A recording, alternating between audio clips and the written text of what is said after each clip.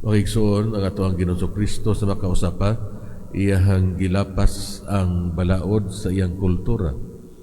Samtang anaa siya sa lamisa sa balay sa Pangulong Hudiyo, ang tao kansang bitiis o bukton ng hupong gidala ngadto sa tubangan ni Hesus.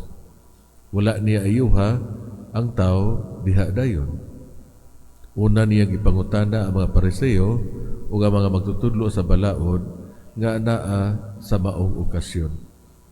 Gipangutana sila kung nagtugot ba ang balaod sa pag-ayo sa masakiton sa adlaw ipapahulay. Wala sila mutubag o nagpabilin diha sa kahilom. Then giayo ni Jesus ang tao ug nahimo siya nga gawas nun gikan sa iyang sakit. Magigsuon ang balaod importante sa ato ang kalibutan.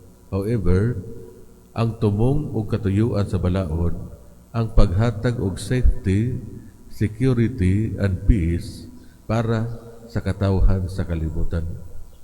However, adunay mga panahon nga ibutang nato ang mga balaod at tubangan kung unsa ang mahigugmaon og himsog para sa individual, pamilya, or katilingban.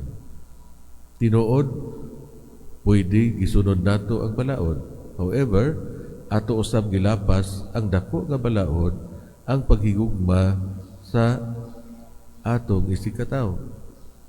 Si Jesus karong adlaw nagtabang kanato to be mindful, to use the law for the good of others and not just keep the rules. Karong adlaw o sa matag adlaw, pwede natong sundon ang iyang saglitanan.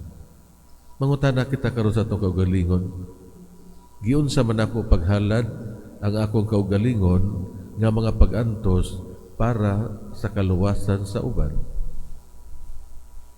May nagpalihog prat katalingbanong pagamo.